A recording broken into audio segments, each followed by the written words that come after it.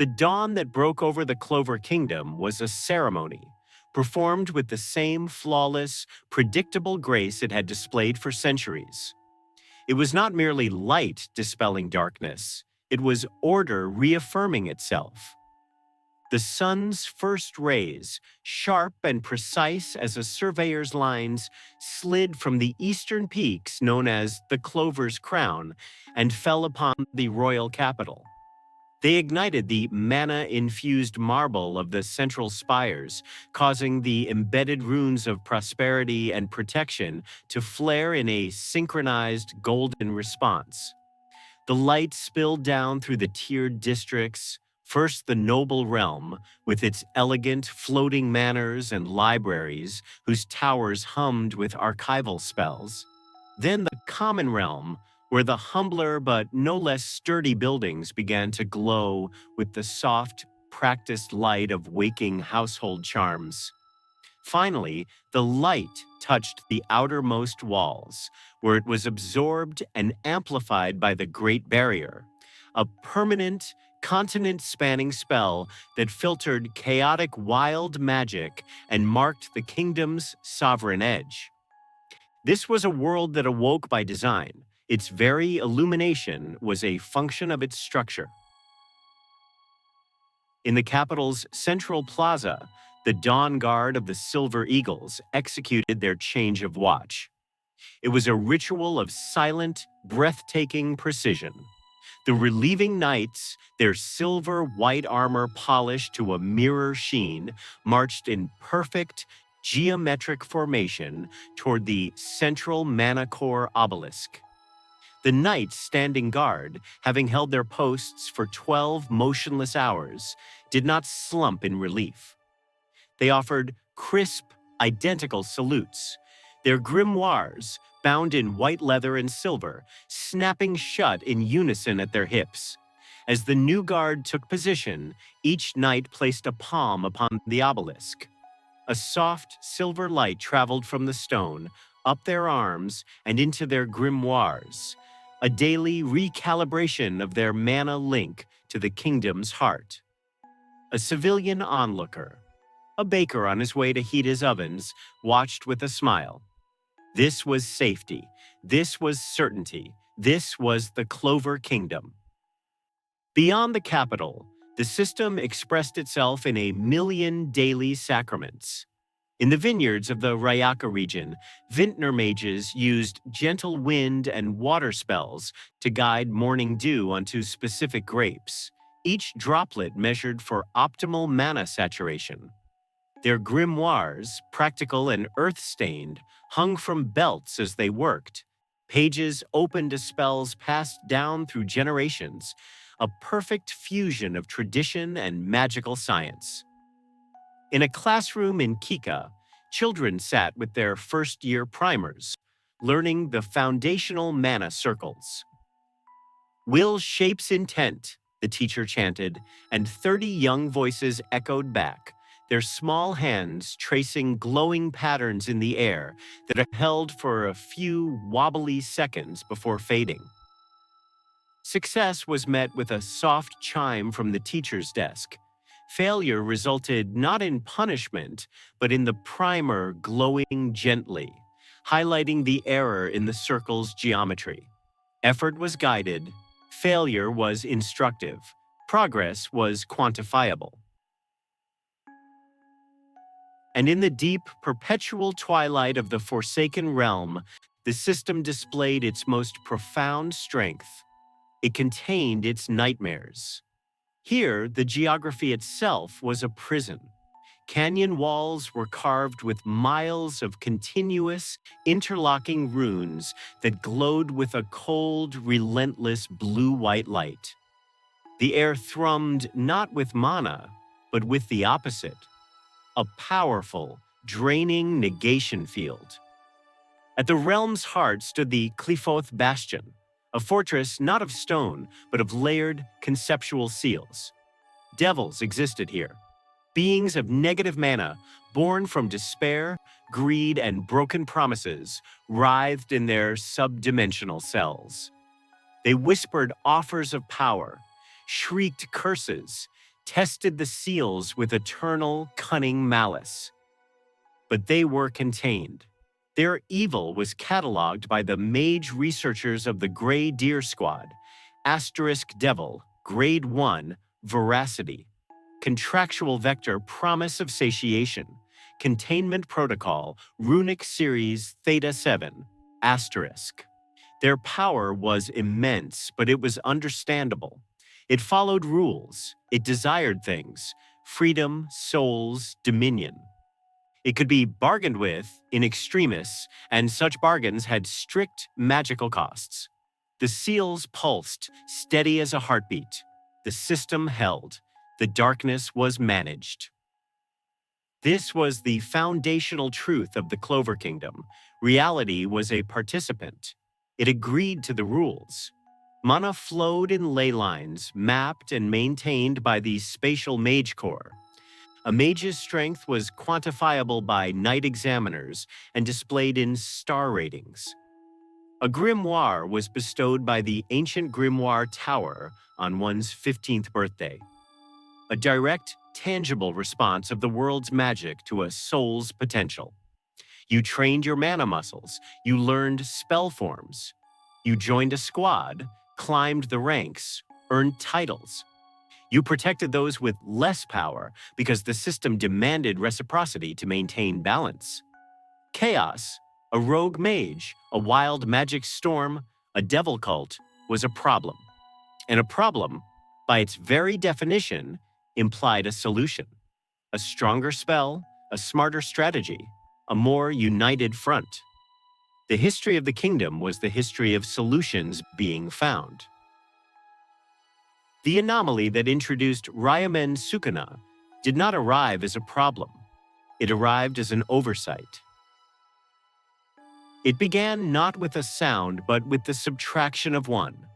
In a quiet sector of the common realm, known for its artisan glassblowers who used precise heat magic, the ever-present background hum of the mana sea, a sound so constant it was felt in the bones rather than heard, ceased. It was a localized silence, profound and absolute. A master glassblower named Alara, in the middle of shaping a delicate phoenix figurine, frowned. The mana field sustaining her molten glass wavered. It didn't flicker or explode. It simply lost conviction, as if the universe had momentarily forgotten the law of thermal consistency. The sculpture sagged, collapsed into a formless lump. Her grimoire, open to the sculptor's constant heat page, dimmed.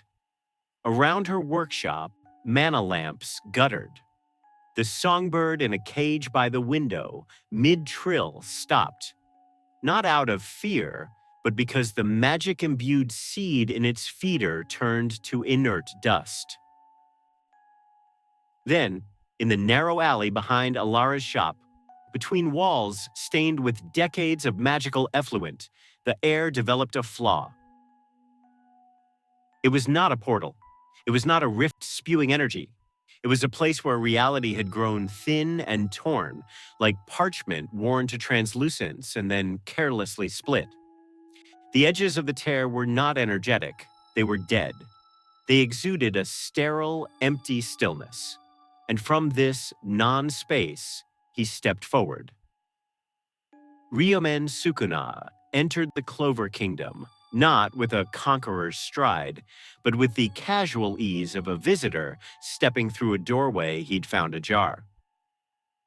He stood in the alley, and the first thing that happened was that the local laws of magic hesitated. The residual glow from a discarded illumination rune on the wall didn't just fade, it unwound, its light unraveling into disconnected photons that scattered and died. The cobblestones beneath his feet didn't crack. Instead, their precise, fitted edges seemed to blur, as if their definition was being questioned. He was a monument to a different physics. His height and build spoke of a scale meant for broader, older horizons. His dark, loose garments were of no discernible fashion or function, and the stark, black tattoos that curled across his skin seemed less like ink and more like ancient foundational script for a world of different principles. And his face, the calm, observing set of his lower eyes, paired with the predatory, all-comprehending gaze of the second set above them, was a study in hierarchical perception. He saw the immediate alley, the dust, the brick, and he saw the structures, the flow of mana pipes under the street, the distant web of the communication network, the pulsing heart of the capital's central mana core. Sukuna inhaled. His senses, honed in the infinite fetid tapestry of humanity's most potent curses, sorted the air. He filtered out the scent of baking bread, of ozone from yesterday's rain spell, of leather and polish. What remained was the scent of the system itself, the metallic ozone tang of disciplined effort, the cloying, sweet perfume of unquestioning belief, the crisp, almost brittle aroma of hierarchical order. He smelled a world that had built its paradise upon a foundation of meticulously agreed-upon rules, and had never once considered that rules were not laws of nature, but suggestions that required universal consent to exist. The sheer, innocent arrogance of it was captivating. Magic Knight, third-class Elwyn of the Coral Peacock Squad, was having a good day. He just received positive marks on his last patrol report. His single-leaf grimoire felt warm and right against his hip, a testament to his earned place. He turned into the artisan alley on his standard morning route, mind on the pastry he'd buy at the next corner. The sight of Sukuna froze him mid-step. It wasn't the stranger's appearance, though the four eyes sent a primal jolt down his spine. It was the silence, not of sound, but of magical presence. Elwyn's own mana, which usually enveloped him like a second, comforting skin, a tangible proof of his identity and purpose, recoiled. It prickled, itched, crawling back toward his core as if ashamed to be perceived. The space around the stranger was a dead zone in the mana sea, a null point in the world's song. Training, drilled into him through thousands of repetitions, took over. He planted his feet, one hand going to the communication crystal on his shoulder, the other rising, palm out, toward his grimoire. The book flipped open to a familiar page. Halt! Identify yourself and your business within the Clover Kingdom. His voice carried the full, unwavering authority of the institution behind him. He was not just Elwyn, he was the law. Mana responded, drawing moisture from the air into shimmering, geometrically perfect bands of water. The Aquacuff spell, non-lethal, efficient, the first step in the standardized, unauthorized entity detainment protocol. Sukuna turned his head. His lower eyes glanced at the communication crystal with mild anthropological interest. His upper eyes settled on Elwyn's face. He did not look at the spell, the uniform, or the symbol. He looked directly at the certainty in the young man's eyes. The absolute, unshakable belief that this procedure, the shout, the spell, the protocol, mattered.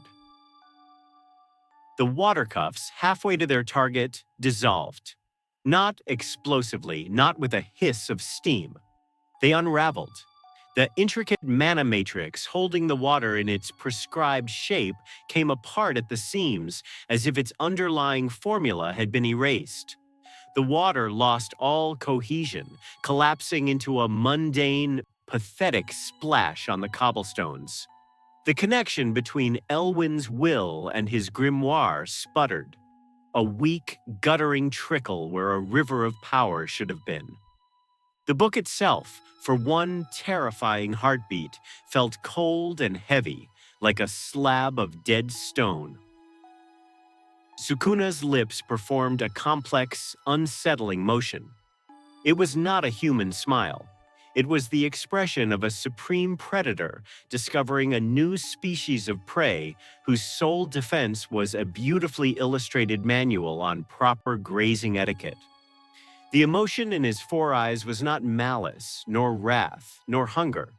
It was the pure, luminous joy of scientific discovery. Here was a power that did not derive from stolen techniques, lineage, or infernal contract. It was self-anchored. It was absolute.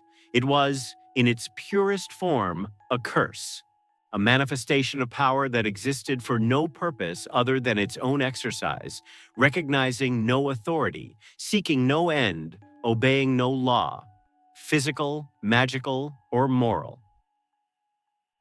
Elwyn stumbled back, the communication crystal now in his trembling hand. Unauthorized entity in Sector 7 Gamma. Mana negation and hostile interaction. Class 4 anomaly. Requesting immediate captain-level support. His voice died in his throat, not because he was struck, but because Sukuna took a single languid step forward. No pressure wave, no killing intent. It was a simple, spatial adjustment that carried the weight of a cosmological correction. The ground didn't crack, the air didn't scream. But in Elwyn's mind, the entire magnificent structured edifice of the magical world, the grades, the spells, the ranks, the sacred rules, developed a hairline fracture that propagated from its highest gleaming spire down to its deepest, most fundamental axiom. His will to fight didn't break. It evaporated, replaced by a chilling, vacuum-like understanding. This should not be. Therefore, I cannot be. Sukuna walked past him. He did not brush Elwyn's shoulder. He did not afford him a second glance. The young knight slid down the wall, staring at his own empty hands, his grimoire lying in the puddle of its own failed meaning. Emerging from the alley into a wider street, Sukuna found the Clover Kingdom's daily liturgy in full swing. A street sweeper guided dust into a neat pile with precise gusts of wind. A mother used a minor charm to keep her child's floating balloon from drifting away. He lifted his gaze, and his perception expanded, operating on a level deeper than mana sensing or kai reading. It was a form of causal observation. He felt the concentrated power nodes, the disciplined, sun-like core of the Wizard King, Julius Novachrono, a being who had made time itself a manageable resource. The volatile, wild star that was Yami Sukahiro, a foreign system integrated through sheer force. The brilliant, calculating constellations of the Silva and Vermilion households. His awareness brushed against the sealed dimensions of the Qliphothe, feeling the gnawing, contractual hungers of the devils within. Their desires were complex, but they were legible, a spreadsheet of sins, a taxonomy of corruption. He felt, too, the frantic, pounding rhythm at the kingdom's edge. A heart beating with the fury of a starved engine, powered not by magic, but by its utter, screaming negation. A fascinating paradox. A living rebuttal. He perceived it all, the grand hierarchy, the endless striving. The conflicts neatly framed as narratives of good versus evil, strength versus weakness, nobility versus common blood. He saw a world operating on narrative logic. It believed in arcs, character arcs, power arcs, moral arcs. It believed in climaxes and resolutions, in the transformative power of friendship and effort. It was, at its most fundamental level, playing a game with elaborate, self-imposed rules. It had teams, referees, a scoring system, and a deep, abiding faith that at the final whistle, a winner would be declared, lessons would be learned, and the game would have meant something. A low, breathy sound escaped Sukuna. It was not a laugh. It was the exhalation of a grandmaster who had wandered into a children's tournament and observed with dawning delight that they were not only playing by simplified rules, but were passionately, sincerely convinced those rules were reality itself. How profoundly entertaining. Across the kingdom, the system continued its operations, blissfully blind to the carcinoma in its midst. In the royal palace, Captain Fuegoleon Vermilion presented a refined, multi-phase plan for strengthening the Devil Sealing arrays along the Spade Kingdom border. In the Black Bull's base, Yami Sukahiro napped in his chair, his preternatural Kai sense resting, trusting that any real threat would announce itself with sufficient bluster. In a Heart Kingdom training ground, Gaja drilled his disciples, his body crackling with power, believing to his core that pure, unadulterated effort could bridge any gap. And in a forest clearing, drenched in sweat and defiance, Asta swung his colossal demon-forged sword, his shouts tearing the air, his lack of magic the very fuel for his boundless, screaming faith. Oh. They all inhabited a world they knew to be dangerous, a world of overwhelming foes and existential stakes. But danger has a shape. Danger has objectives, motivations, and a desired end state. Danger can be analyzed, outmaneuvered, and with enough resolve, with the right combination of power and heart, overcome. What now stood in a common realm street, inhaling the scent of their discipline and tasting the texture of their certainty, was an entity for which their language had no accurate word. It was not danger. It was invalidation.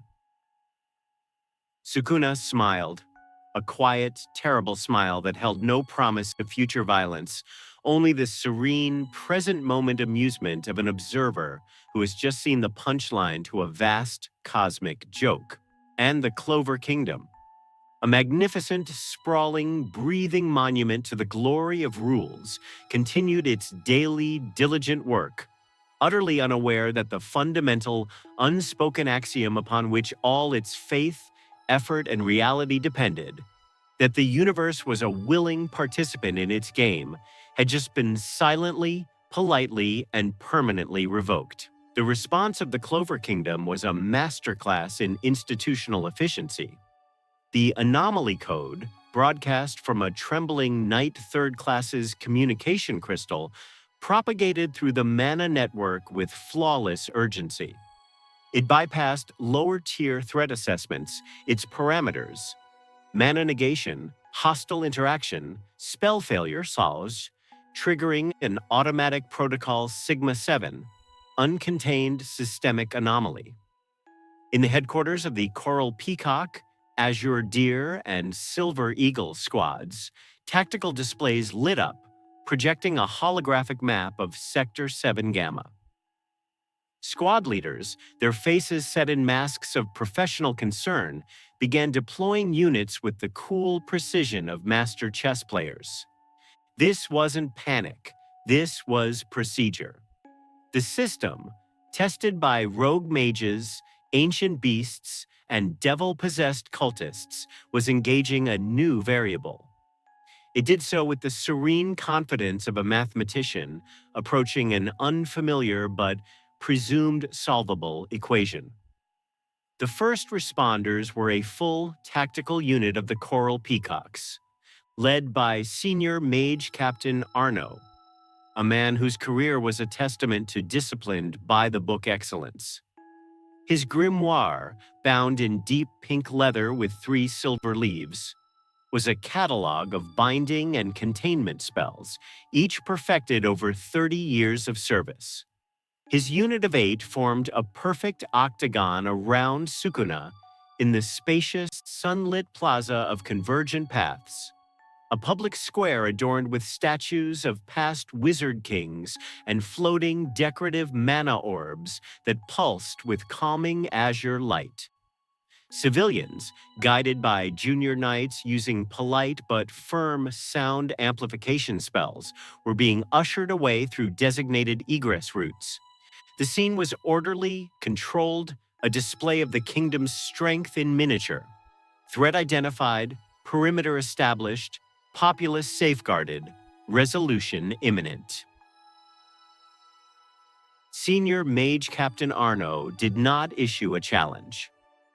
Protocol Sigma 7 waived the requirement for verbal engagement with a hostile, non-communicative entity.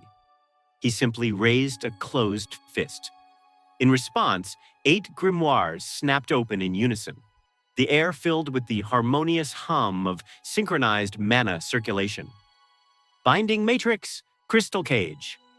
Arno's voice was not a shout, but a clear command tone. The spell was not a single incantation, but a symphony of 8 interlocking parts.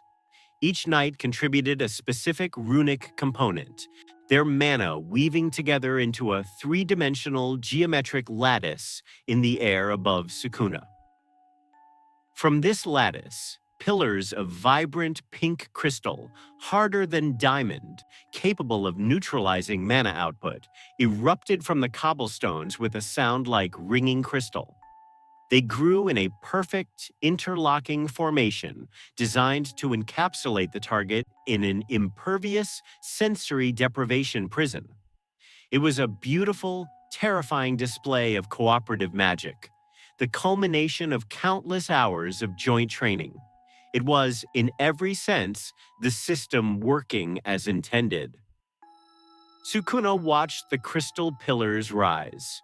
He did not shift his stance. He did not manifest an aura of power. The cursed energy that constituted his very being, an ocean of refined, purposeless malice that existed beneath his skin, simply exerted its nature. It did not clash with the incoming magic. It contradicted it. Where the structured mana of the crystal met the ambient radiation of Sukuna's presence, a fundamental incompatibility occurred. The crystal did not shatter. It necrotized. The vibrant pink hue leached away, turning the material a lifeless, concrete gray. Then, from the point of contact outward, the crystal crumbled.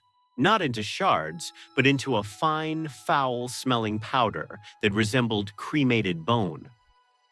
The powder hung in the air for a moment before dissolving into nothingness, as if the concept of crystal cage was being gently edited out of reality.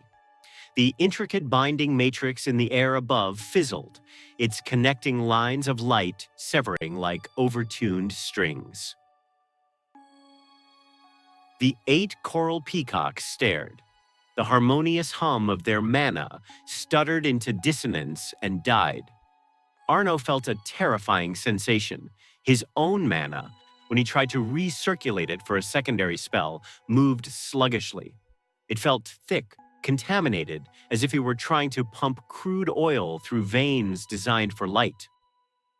His grimoire, still open, felt alien in his hand. The pages seemed to repel his intent. A junior knight behind him vomited, not from injury, but from a profound spiritual nausea. Their linked spell hadn't been overpowered. It had been invalidated. Sukuna moved. His motion was not the blinding shunpo of a speed mage or the teleportation flicker of a spatial user. It was a deliberate, almost languid transposition from one point to another, as if the intervening space had politely contracted for him. He now stood directly before Senior Mage Captain Arno. Arno's decades of training ignited. He did not attack. Defense was paramount. His grimoire glowed as he executed a triple-layered defense taught only to senior captains. Aegis of the Pearl. A hemispherical barrier of iridescent light snapped into existence around him. Mirror of Retribution. A second, finer layer of liquid silver magic formed just inside the barrier, designed to reflect any offensive energy back at its source. Glyph of Translocation. At his feet, a complex teleportation circle flared to life, its runes calculating an escape vector to a pre-designated safe point 2 miles away. It was a flawless, textbook defensive sequence. Sukuna extended his index finger. He did not slash at Arno. He traced a single, shallow line in the air between them. The technique, dismantle, was not a wave of force. It was an application of a rule. Asterisk things that are composite shall be separated. It did not target the mage. It targeted the composite nature of his layered defenses. The aegis of the pearl did not withstand impact. It split along a perfectly straight, hairline fracture with a sound like a giant pane of glass breaking. The iridescent light bled out and died. The mirror of retribution, now exposed, did not have time to reflect anything. Its silver surface clouded, then fractured like ice, collapsing into a shower of inert metallic droplets. The glyph of translocation at his feet did not activate. Its glowing runes were severed mid-symbol, their magical circuitry cut. The light died instantly. In less than the span of a human heartbeat, Arno's entire defensive doctrine, a lifetime's work, the proud culmination of the kingdom's protective magical sciences, was rendered not merely broken, but obsolete. He stood utterly exposed, not as a captain, but as a man. Sukuna placed the pad of his same index finger gently on Arno's forehead. He did not push with physical strength. He simply exerted the concept of away. Arno was propelled backwards, not as if struck, but as if the space he occupied had been politely but firmly declined. He skidded 20 feet across the polished cobblestones, coming to a rest, unharmed, his uniform scuffed, his glasses askew. His grimoire had flown from his grasp and lay closed several feet away, looking for all the world like a discarded ledger. The humiliation was absolute, surgical, and profound. This became the pattern. It was not a battle. It was a systematic audit. A detachment of Golden Dawn Knights, arriving on wings of light, hovered above and unleashed a barrage of solar judgment, dozens of searing blades of condensed sunlight that could purify demonic flesh. The blades descended in a perfect grid pattern. As they entered the sphere of Sukuna's influence, the edges of the light frayed. The coherent beams unraveled into harmless, prismatic mist, dispersing like fog in a breeze before they could reach within 10 feet of him. The knights stared, their grimoires dimming in their hands. A team from the Purple Orcas summoned a localized deluge, a torrent of the abyssal whale, intending to crush Sukuna with the hydraulic pressure of a 100-ton water column. The water roared toward him and then parted, flowing around an invisible cylinder that contained him, as if obeying a deeper, more fundamental law of avoidance. The diverted water crashed into their own support lines, knocking knights off their feet with the soaking, chilly irony of their own power. He walked forward. A combined squad of green praying mantis and blue rose knights enacted a complex pincer maneuver. The mantis mages wove a net of razor-sharp, magical vines to ensnare, while the blue rose knights layered a field of slowing, freezing mist. Sukuna walked through it. The vines turned to brittle, dead fiber and fell apart at his slightest contact. The mist dissipated around him, not boiling away, but ceasing to exist, leaving a clear, dry tunnel in the air marking his path. He was not fighting them. He was annotating their irrelevance. The reports flooding the communication network to command centers and arriving captains were not the usual frantic cries of battlefield loss. They were confused, brittle statements of epistemological crisis. Senior Captain Arno's crystal cage. It didn't break. It turned to dust. Our light-based attacks lose cohesion in his proximity. The photons themselves seem to disagree. Defensive spells are being severed, not overpowered, severed. The magic is cut off from itself. He's not even looking at us most of the time. He's observing the plaza, the architecture. It's like we're background noise. The most chilling report came from a trembling spatial mage of the Azure Deer, who whispered into her comms crystal. It's not that he's strong, it's that our magic, it doesn't asterisk apply asterisk to him. The rules are different where he is. Meanwhile, in the lightless, pressurized depths of the underworld, within the stratified hierarchies of the Qlifoth, a tremor of profound disquiet rippled through realms normally concerned only with ambition, corruption, and consumption. Nama, a high-ranking devil of the Seventh Gate, specializing in the corrosion of virtuous intent, paused in the middle of tempting a despairing mage on the material plane. Her essence, a complex weave of negative mana and malicious intelligence, flinched. She sensed it not through mana, but through the deeper substrate of malice itself. A new presence on the material world, but it was not a devil. It did not radiate the familiar, greedy hunger for souls, the cunning desire for contracts, the hierarchical thirst for dominion. Its malice was pure. It was not a means to an end. It was the end. It was malice for malice's sake, a closed loop, a perfect, self-justifying artifact.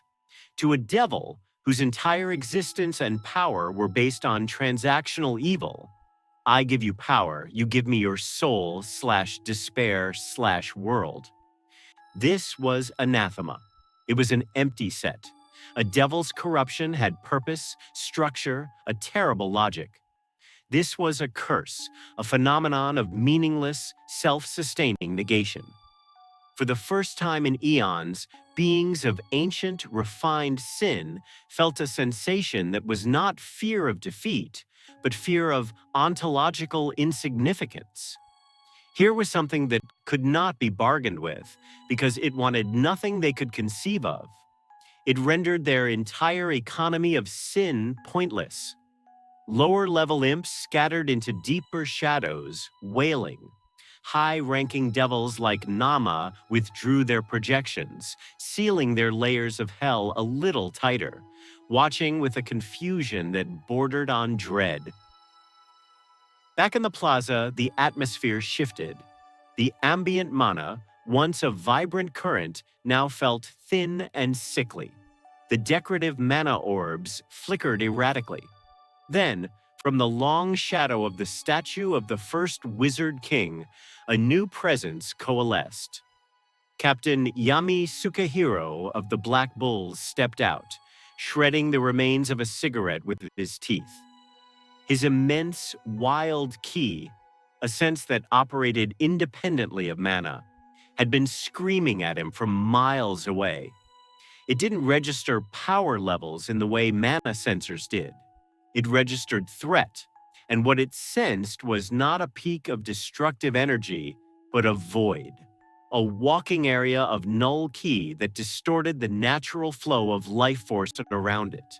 His casual demeanor was a mask. Every primal instinct told him this wasn't an opponent. It was a natural disaster that had learned to smirk. "The hell are you?" Yami grunted, his hand resting on the hilt of his katana, a blade that had cut through spatial dimensions. Sukuna's eyes, all four of them, turned to Yami. He seemed genuinely pleased. Here was a creature operating on a different, cruder, but more instinctual wavelength. The King of Curses finally spoke. His voice was not a single sound, but a layered phenomenon. A basso profundo rumble, undercut by a razor-edged higher register, a dissonant chord that made the mana in the air vibrate painfully. A hierarchy, Sukuna observed, his gaze sweeping past Yami to the other captains now arriving at the periphery.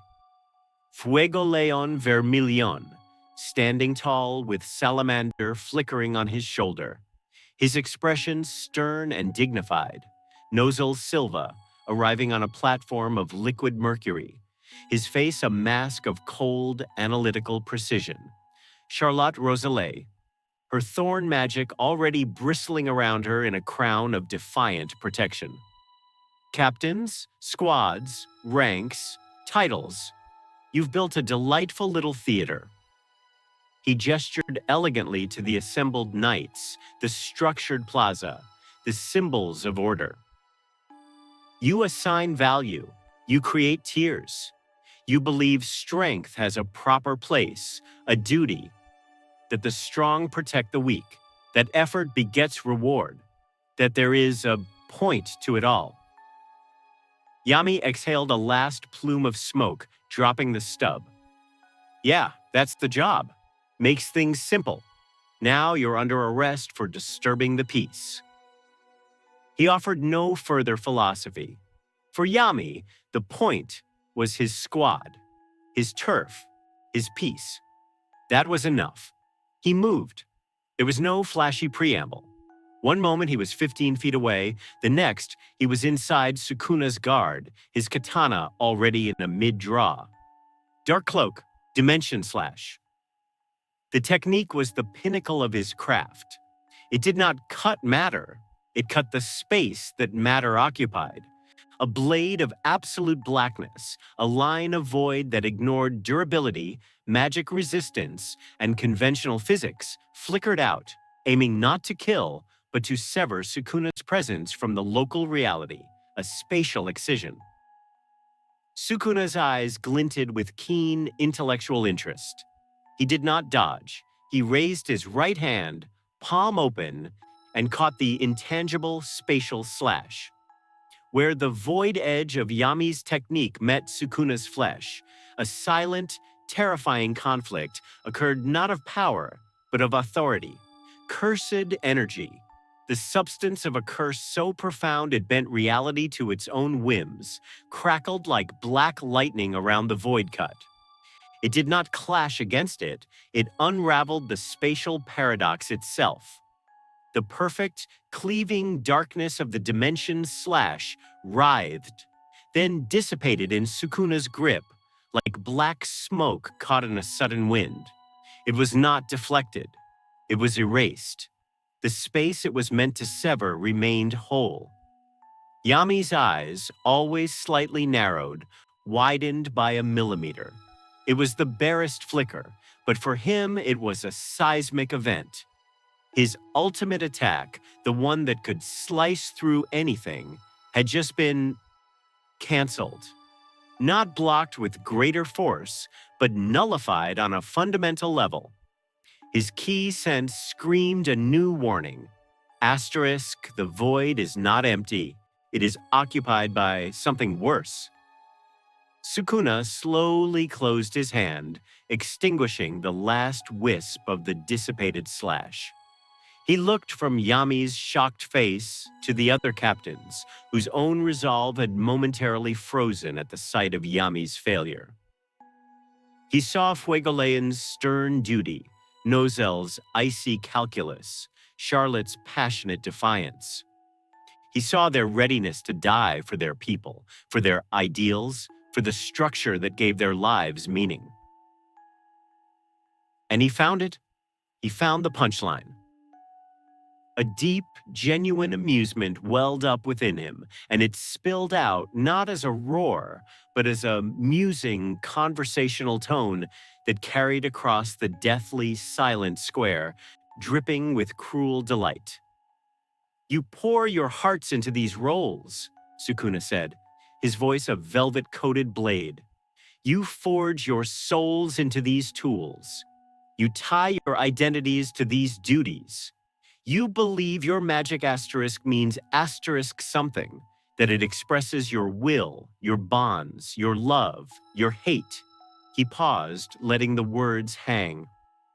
How fragile, how beautifully, tragically fragile. He spread his arms wide, not in a combat stance, but in a gesture of presentation, as if displaying the entire Clover Kingdom, its knights, its rules, its desperate, striving heart to an invisible audience. All of this intricate, earnest, striving theater.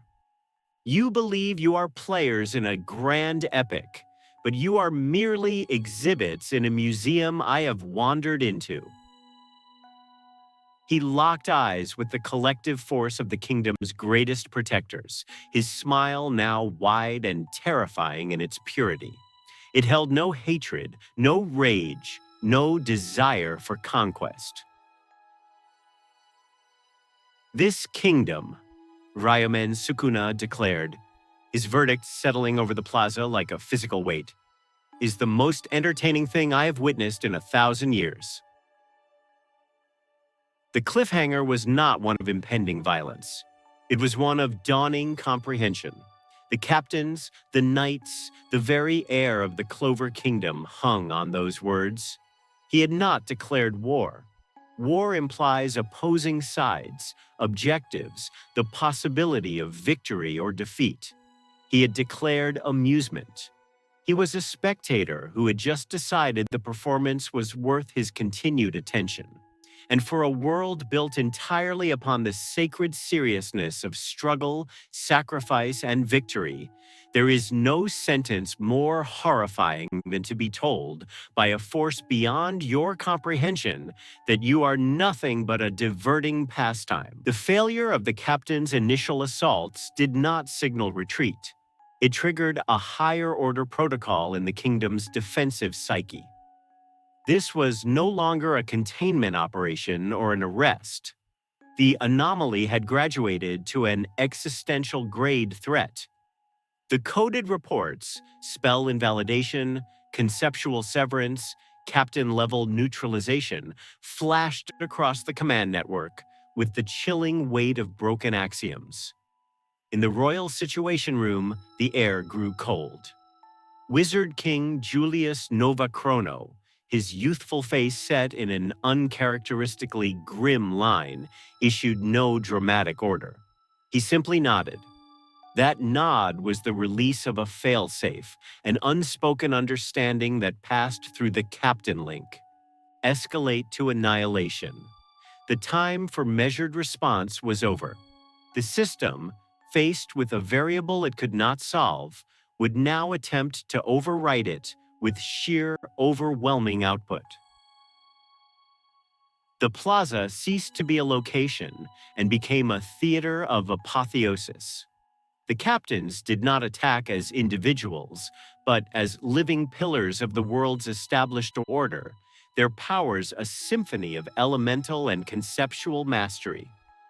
The sky above the common realm, normally regulated by weather manipulation arrays, was violently repurposed as a canvas for cataclysmic intent. Mana drawn from ley lines and the captain's own prodigious reserves thickened the air to a plasma-like soup, crackling with potential. This was the Clover Kingdom's answer to the unsolvable. Apply such concentrated, structured power that the problem ceased to exist. It was the brute force elegance of a universe that believed in mathematical certainty. First was Fuegoleon Vermilion. He did not merely summon fire, he invoked a principle. Salamander, the spirit of fire, ceased to be a companion and became a conduit. The majestic serpent of living flame wrapped around Fuegoleon's arm, its roar not a sound but a fundamental vibration that shook atoms apart. Salamander's roar, prominence pillar. The incantation was a declaration of cosmic law. From the heavens, a pillar of fire descended, not orange and red, but the blinding white-blue of stellar core plasma, a column of divine wrath meant to scourge evil from the molecular level. It was not an attack of heat, but of purification. The very stone of the plaza beneath Sukuna didn't melt. It sublimated, vanishing directly into vapor. The air screamed as it was torn into ions. The light was so absolute it cast no shadows, only stark white annihilation. Sukuna stood at the epicenter. The fire did not touch him. It parted. Not as if meeting a shield, but as if encountering a permanent, non-negotiable condition of its target's existence. Thou shalt not be burned. The world-ending inferno flowed around him in a perfect, respectful cylinder, a roaring curtain of impossible heat that respectfully diverted its path. When the last of the prominence pillar faded, leaving a 20-foot-deep, glass-smooth crater steaming around him, Sukuna stood on a lone, untouched pedestal of the original cobblestones.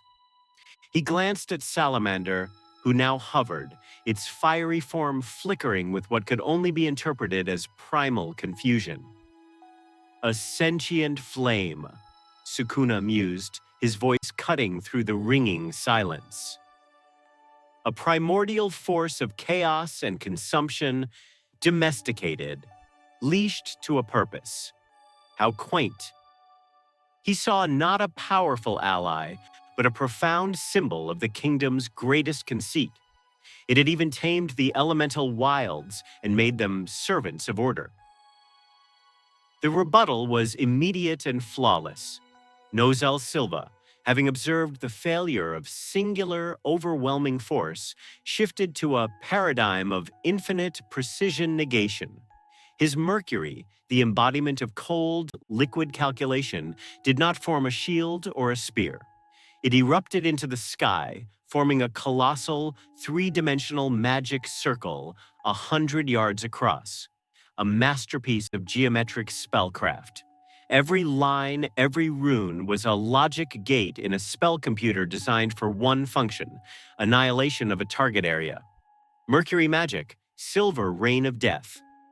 The circle pulsed, and from its surface, 1 billion needles of liquid metal condensed and fell. This was not a rainstorm, it was a mathematical certainty. Each needle was guided by its own micro-rune, capable of adjusting its trajectory, of piercing magical defenses, of negating regenerative properties. They fell in a perfect, overwhelming grid, leaving no space larger than a centimeter untargeted. It was the ultimate expression of control. The kingdom's intellect weaponized into an inescapable conclusion. Sukuna did not move. He looked up at the descending galaxy of silver death and whispered a single word: cleave. The slash was invisible. It did not travel through the air. It was an edict applied directly to the target of his perception. It did not strike the needles.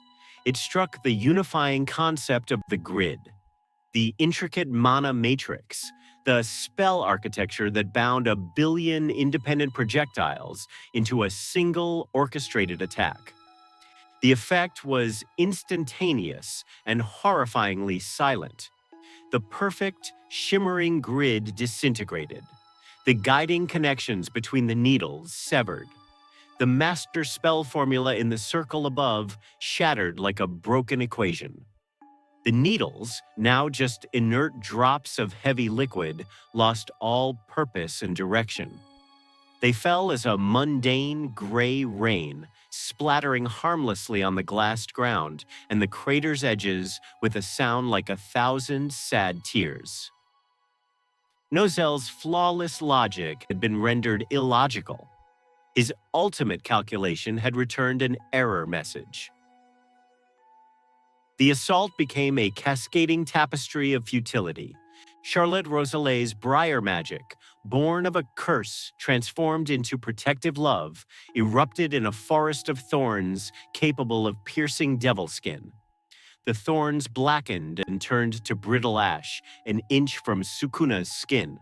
Yami Sukahiro, channeling his rage into Black Moon dimension/equinox, a cross-shaped void cut that could bisect a mountain, saw the spatial rendings unravel into harmless dark mist before they crossed the halfway point.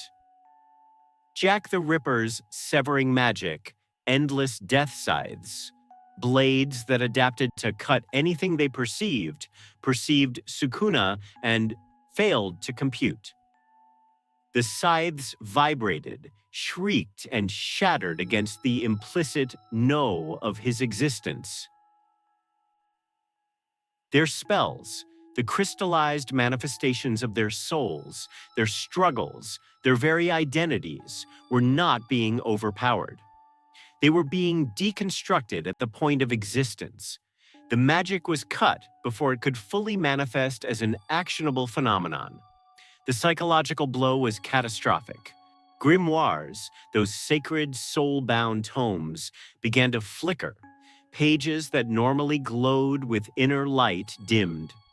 The weight of the books in their hands seemed to increase, as if filled with lead instead of potential. Knights trying to cast support spells found themselves gasping, requiring twice the mental effort and mana for a spark of flame, a trickle of water. They were not just losing a battle, they were witnessing the deflation of their universe's operating system. The code was failing. It was then that the environment itself conceded. The ambient mana, the very breath of the Clover Kingdom, was not drained. It was violently expelled. An ancient predatory malice flooded the vacuum. A pressure that had nothing to do with magic and everything to do with dominion. The world within a 100-yard radius of Sukuna shattered and was remade. Reality was overwritten. The sky tore like a bleeding film reel, revealing a permanent, hellish twilight, the color of clotted blood and sun-bleached bone. The ground vanished, replaced by the dark, polished wood of an ancient shrine floor, littered not with debris, but with thousands upon thousands of human skulls, piled in neat, blasphemous mounds and arranged in mandalas of death. Around the perimeter, massive, weathered wooden pillars rose into the bloody haze, supporting a roof that existed in a non-Euclidean space, draped with tattered crimson banners bearing inverted, mocking iconography. At the heart of this space, upon a dais of fused bone, sat a looming, shadowy visage of a multi-armed deity, Sukuna's own form, deified. This was the Malevolent Shrine, a domain expansion. It was not an attack. It was a statement of territory. Here, Sukuna's understanding of reality was law. Here, the concept of guaranteed hit was as fundamental as gravity. But for the inhabitants of the Clover Kingdom, the true horror was not the automatic, invisible slashes that began to dice the environment and anything unfortunate enough to be trapped inside. It was the replacement of the rules. Inside the Malevolent Shrine, the local laws of magic were suspended and replaced. Mana, the source of all their power, became inert, then hostile. A Blue Rose Knight, seeing her captain bleeding, desperately tried to cast a healing spell. The water that usually sprang from her hands with life-giving light instead pooled as thick, warm blood dripping between her fingers. She stared, paralyzed by the violation of her own magic's purpose. A Crimson Lion Knight, roaring, tried to ignite his fists with flame. The fire magic erupted inside his own lungs. He collapsed, choking on freezing shadow and soot, his body turning against the very essence of his identity. A spatial mage attempted a blink step to escape. The spatial coordinates twisted, and she rematerialized with her legs fused into the shrine's wooden floor, screaming in existential agony. The domain did not attack their bodies. It attacked the premise of their power. It said, "Your understanding of this universe is a local ordinance. Here, my ordinance reigns. Grimoire didn't just flicker now, they screamed. Some snapped shut violently, breaking the fingers of their users. Others bled ink from their spines. The captains stood within this hellscape, their defensive spells useless, their offensive magic a death sentence, their very link to the source of their strength turned into a knife at their throats. In the midst of this silent, slicing horror, a single dissonant note of bravado sounded. Seke Bronzaza, his mind shattered by the collapse of reality, found a fragment of his promoted ego. With a cry that was equal parts terror and insane pride, he charged, his bronze magic forming a comically oversized hammer. "I'll show you the might of the Clover." Sukuna did not glance at him. He did not gesture. Within the malevolent shrine, his will was execution. Seke Bronzaza, his magic, his voice, and the three-dimensional space he occupied were simultaneously and infinitely subjected to dismantle. It was not a single cut. It was the application of being cut as a permanent state to his existence. Visually, it was bloodless and abstract. His body, his bronze hammer, the air around him became a shimmering three-dimensional grid of lines. Then along every line, separation occurred. He and all his attributes were divided into pieces. Then those pieces were divided again and again, infinitely, in the span of a microsecond. He did not explode into gore. He decomposed into geometric nothingness, a cloud of perfect, dust-sized cubes that hung in the air for a moment before dissipating into the cursed atmosphere. There was no sound of impact, no final scream, just a man-shaped area of space becoming empty. The silence that followed was thicker, heavier than the domain's own oppressive pressure. The captains, their breath ragged, their grimoires now barely glowing embers in their hands, stared at the emptiness where Seke had been. There had been no rage in the act, no effort, no malice. It had been causality itself. A being had been utterly, completely invalidated, and the universe, under Sukuna's temporary rule, had not even registered his passing. It was as casual and thoughtless as the erosion of a sandcastle by the tide. Sukuna observed their broken faces. Fuegoleon's stern dignity shattered into blank shock. Nozelle's cold precision melted into incomprehension. Charlotte's defiance wilted into despair. Yami's rugged confidence fractured into primal bewilderment. He saw the strongest pillars of the world, their faith in their magic, their system, their very souls, lying in ruins around them. And he laughed. It was a sound of pure, unadulterated mirth. It echoed through the shrine of skulls, a joyful, booming noise that was more terrifying than any roar of hatred. He pointed a lazy finger at a captain's flickering, dying grimoire. "You cling to these books," he said, laughter still coloring his words, "as if they grant authority, as if the ink on those pages is a contract with reality itself. You believe your effort weaves the tapestry of the world, that your sweat and tears are a currency the cosmos accepts." His laughter subsided into a wide, cruel smile. "Your magic is a language, a complex, beautiful, earnest language you have all learned to speak. You write poetry with it. You shout declarations of war with it.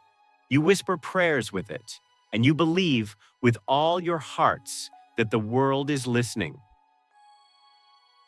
He leaned forward slightly, his four eyes gleaming with the joy of delivering a fundamental truth. "I am here to tell you," Sukuna said, his voice dropping to a conversational, devastating clarity.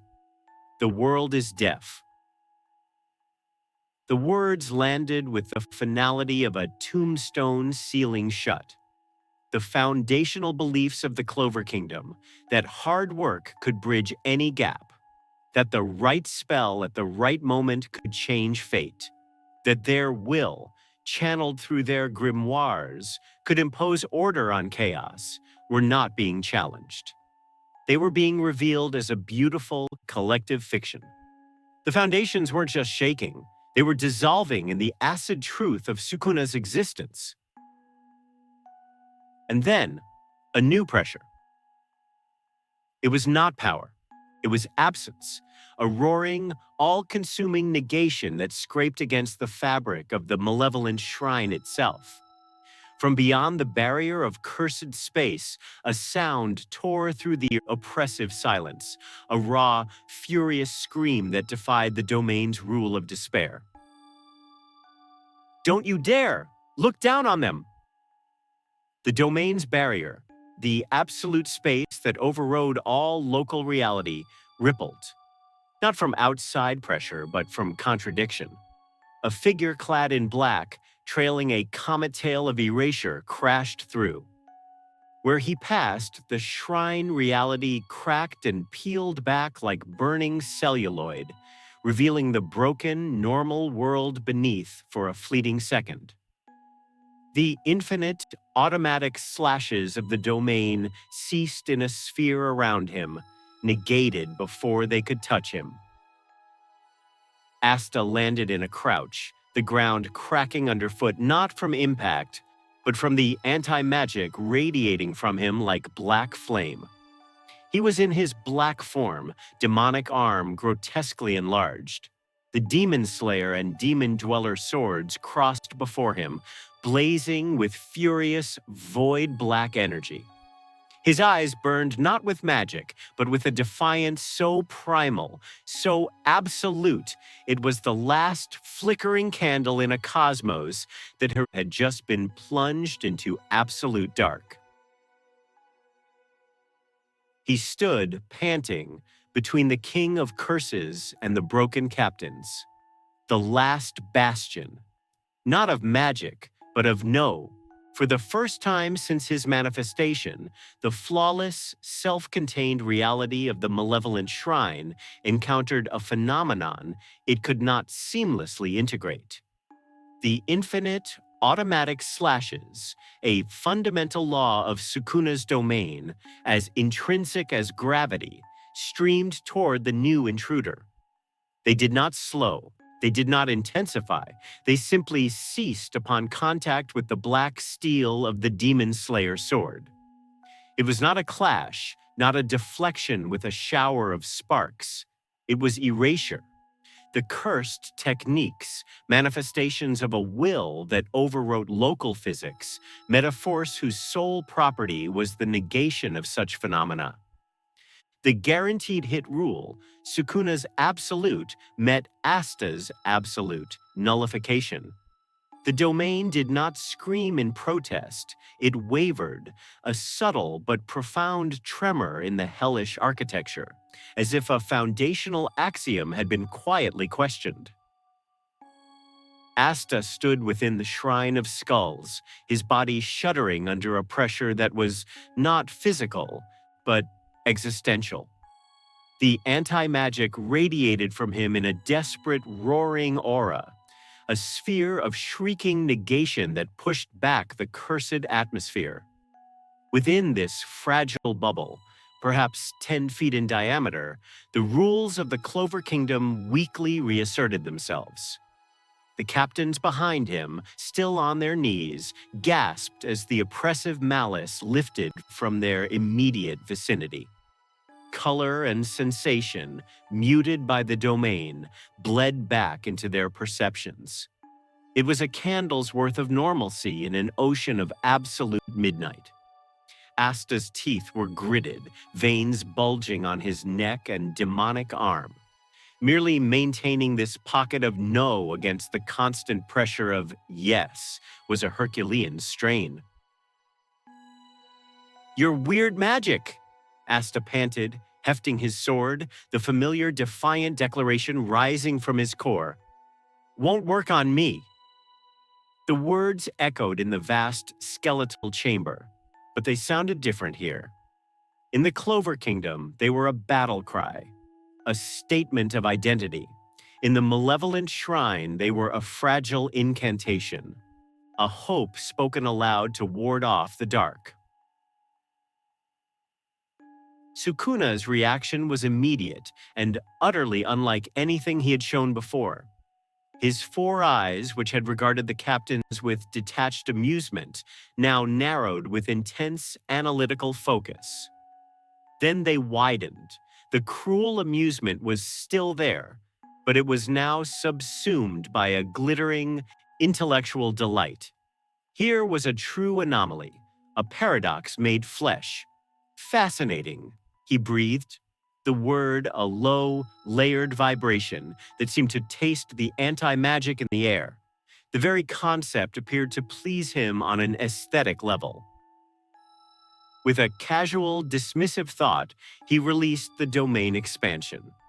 The Malevolent Shrine didn't collapse, it unwrote itself. The blood and bone sky peeled back like a scab, revealing the scarred, midday reality of the ruined plaza. The wooden pillars and skulls dissolved into fading afterimages. The crushing, domain-specific pressure vanished. The captains staggered, some falling forward onto their hands as their grimoires, now outside the hostile reality, flickered back to a semblance of life. A desperate, gasping hope surged through them. They saw it. Asta had forced the invincible horror to relinquish its strongest technique. The candle had not been snuffed, it had pushed back the night. Asterisk. He can fight him. The negation can match the curse. It was a lifeline thrown into a chasm, thin and fraying, but it was asterisk there. Sukuna did not capitalize on the transition. He did not attack. He became an observer. He allowed Asta to charge. The boy, fueled by adrenaline and the desperate hope at his back, crossed the distance in a black blur. The demon slasher sword carving a crescent of utter void through the air. It was a blow that had severed fate itself, that could cut through any magic. Sukuna did not teleport. He did not move with superhuman speed. He sidestepped. His movement was minimal, economical, executed not a moment too soon or too late. He wasn't dodging the physical arc of the sword. He was evading the trajectory of its intent. He had read the initiation of the swing in the microtension of Asta's shoulder, the shift of his weight, the focus in his eyes. He dodged the asterisk idea asterisk before the reality fully manifested. Your power negates magic, Sukuna stated. His tone was not confrontational, but pedagogical, like a master addressing a promising but misguided student. It negates cursed energy, a wonderful, specialized adaptation, a perfect counter to a world saturated with such forces. Asta, enraged by the casual evasion, lunged again, his form erupting into the full demonic amplification of his black form. He was faster, stronger, a tempest of anti-magic fury. Sukuna leaned back, the tip of the roaring black blade passing so close it should have severed the threads of his garment, but missing by a distance measured in molecules. But tell me, boy, Sukuna continued, his voice unruffled, what is the source of your power? Asta skidded to a halt, chest heaving, glaring up at the towering figure. The question, in the heart of battle, was a weapon he wasn't prepared for. He answered with the creed etched into his soul, my own hard work, the muscles I built without magic, and my friends, and my will to protect everyone. That's my power. No. The syllable was soft, final, and carried the weight of a geological correction. Sukuna's smile was thin, almost pitying. You wield a power granted by a devil, a specific devil, bound within a grimoire with whom you formed a contract, a transaction. I will bear your burden, you will lend me your strength. You are, at your ontological core, a creature of a system, a bargain, a conditional exchange. He began to move, not toward Asta, but in a slow, deliberate circle around him, his eyes never leaving the boy. Your anti-magic is not the absence of rules. It is the embodiment of a asterisk, very specific asterisk rule, the rule of negation. Thou shalt not. It is a law, just as the magic you hate is a law. And laws, he paused, letting the implication hang, can be studied, understood, and ultimately broken. He was no longer just addressing Asta. His gaze swept over the wounded captains, the shattered plaza, the entire broken paradigm. You believe your lack of innate magic made you an underdog, that your struggle granted your life purpose and meaning. Your captain, he gestured with a chin toward Yami, believes his brute strength and foreign ki define his identity. The fire wielder believes his spirit is a partner, a relationship that grants him authority. His circling movement was predatory, a shark sizing up not just the body, but the very nature of its prey. All of you have constructed entire selves, entire philosophies upon these fragile, contingent concepts. You define yourselves by what you possess, what you lack, what you serve, or what you fight against. Your identities are reactive. They are definitions drawn in contrast to something else.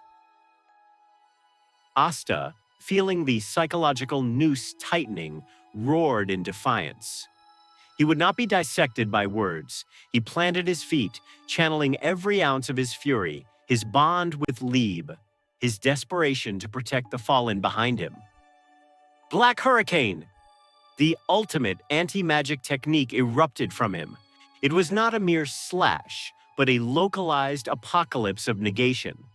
A screaming, rotating column of void black energy, wide enough to engulf a mansion, tore across the plaza.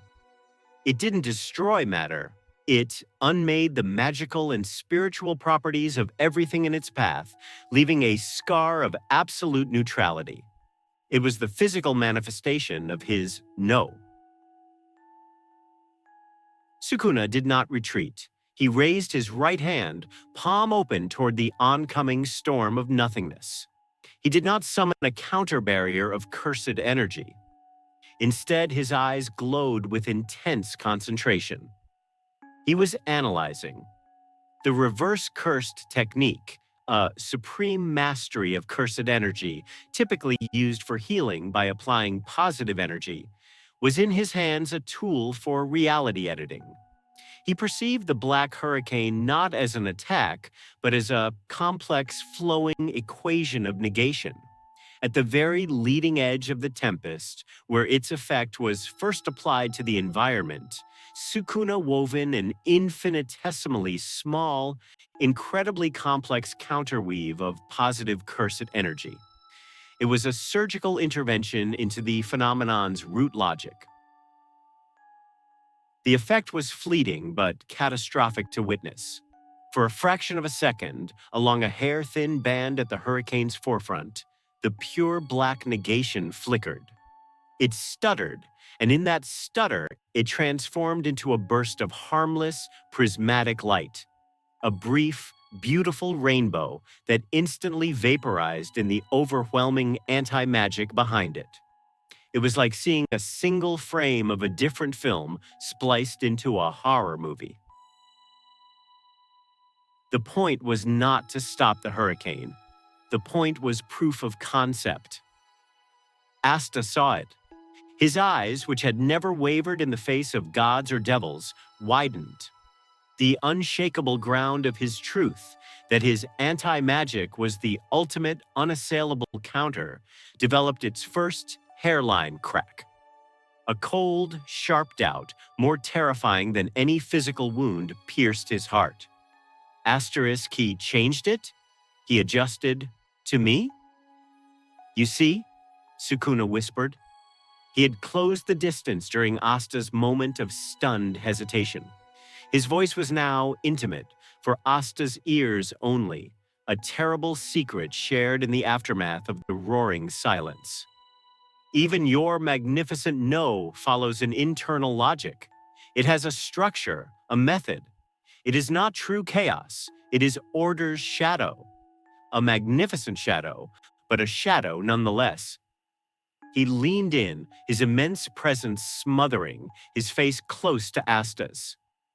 And I, he breathed, the words slithering into Asta's mind, am the thing that stands outside the cave, in the place where the light that casts shadows and the shadows themselves both dissolve.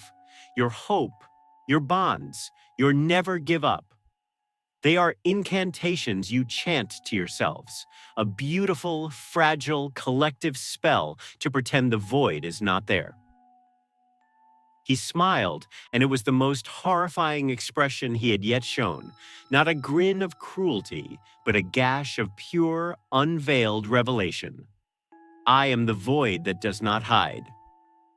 The false hope that had momentarily buoyed the captains shattered. They saw Asta frozen, not in a combat stance, but in a posture of stunned internal collapse. They saw the flicker in the black hurricane.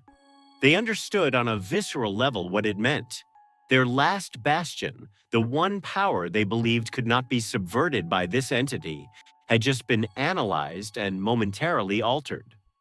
Asta's anti-magic could defend, could create a space of not you, but it could not reach the core of Sukuna, because Sukuna asterisk was asterisk that core. He was not a puzzle to be solved by the right counter rule. He was the dissolution of the board upon which all such rule-based games were played. Asta stood, paralyzed not by fear of death, but by the horror of comprehension. This enemy could not be beaten by trying harder, by shouting louder, by believing more fiercely. His entire life's paradigm, that effort and will could overcome any obstacle, was being revealed as a local condition, not a universal law. Sukuna straightened up. The spark of intellectual curiosity in his eyes faded, guttering out like a star going cold. The toy's mechanism had been understood. The novelty was spent. The playful, analytical predator was gone. What remained was something colder, emptier, and infinitely more final. Enough, Ryomen Sukuna declared. His voice shed all tonal variance, all layered amusement. It became flat, dry, and absolute, the sound of a king passing a sentence that requires no passion, only inevitability. The examination is over. The pronouncement hung in the air, heavier than the malevolent shrine had been. The playtime had ended. The change was not signaled by a surge of power, a gathering of energy, or a shift in stance. It was signaled by a cessation.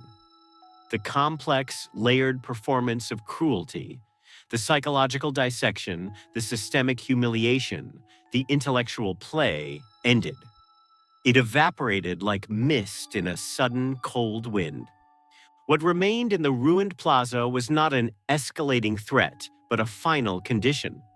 The atmosphere didn't thicken with malice. It became simple, stark, and horrifically transparent. Ryomen Sukuna ceased to be an interacting entity and became a geographical fact. The predator's playful batting of its prey was over. Now it would eat. He did not chant. He did not assume a combat form. He did not even focus his will in a discernible direction. He simply existed at the full, unobscured magnitude of what he was. And what he was a curse so profound it served as its own cosmology. The conceptual boundary between his being and his technique dissolved. Dismantle and cleave ceased to be actions he performed. They became ambient conditions of his presence, like gravity or entropy.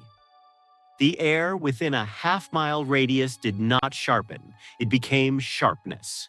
Every cubic inch of space was infused with the theorem of severance. There was no attack to perceive, no projectile to dodge, no telltale gathering of energy. Reality itself, within his sphere of influence, was being perpetually sliced at a foundational level. The world became an event of infinite cutting. The landscape was the first to undergo this silent, elegant apocalypse. The grand plaza of convergent paths, with its statues of wizard kings and decorative mana orbs, didn't explode or collapse. It unfolded. The cobblestones separated from one another along atomically perfect seams. Then those stones subdivided, creating a field of geometrically perfect gravel that then subdivided further into dust. Buildings lining the square did not topple. They dissected. Walls sheared away from foundations, windows separated from frames, individual bricks divided from mortar, all in a soundless, clean ballet of deconstruction. It wasn't destruction, it was the meticulous application of separateness as a universal principle. The very earth for half a mile in every direction ceased to be a coherent place and became a three-dimensional proof of Sukuna's theorem. Against this silent, omnidirectional unraveling, the last desperate acts of the Clover Kingdom's pillars were not battles. They were brief, flickering arguments against a finalized equation. Captain Nozel Silva, his analytical mind recognizing the shift from engagement to ambient effect, knew standard defenses were meaningless. He summoned not a shield, but a conceptual fortress. Mercury Memory, Royal Goddess's Protection. It was the pinnacle of Silva magic, a spell that transcended mere defense. The Mercury erupted from his grimoire not as a liquid, but as a living, intelligent architecture. It formed a shifting, towering palace of liquid silver, its walls flowing with adaptive runes, its spires forming recursive protective matrices. It wasn't just a barrier, it was a self-contained reality of protection, designed to adapt to and neutralize any form of incoming threat, physical, magical, or conceptual. It was the kingdom's ultimate argument for safety through perfect, reactive order. It lasted for precisely as long as it took Sukuna's gaze to pass over it. Sukuna did not attack the fortress. He perceived it as a composite structure, a complex amalgamation of mana, will, elemental mercury, and the concept of protection. His cleave, now an automatic function of his perception of composite things, was applied. The effect was instantaneous and total. The flowing, intelligent mercury, the glowing runes, the very magical command sustaining it in Nozel's mind, were simultaneously cleaved into non-existence. One moment, a magnificent, shimmering citadel stood between the captain and the void. The next, there was empty air. Nozel stood, hands still raised in a casting gesture, staring at the space where his life's greatest work had been. His royal pride, his cold certainty didn't shatter, it evaporated. A following, perfectly calibrated application of force, a dismantle tuned to neurological disruption, caught him across the temple. He fell, not in a dramatic sprawl, but in a neat collapse, unconscious before he hit the powdered ground, his grimoire lying dark beside him. The response was two suns igniting in rage. Fuegoleon Vermilion and Merioleona Vermilion attacked not as siblings, but as a unified natural disaster. There was no coordination. Their fury was harmony itself. Fuegoleon, with Salamander fully merged into his being, became a conduit for divine incineration. Mereoleona, the avatar of untamed wildness, became a volcano given form. Their combined assault, Vermilion Cataclysm, Twin Suns Descent, was not fire magic as the kingdom understood it. It was the importation of a stellar event. The air burned away into vacuum. Light ceased to have meaning in the blinding whiteout. The heat was not a measurement of temperature, but an active force deleting matter. Sukuna turned his right palm toward them.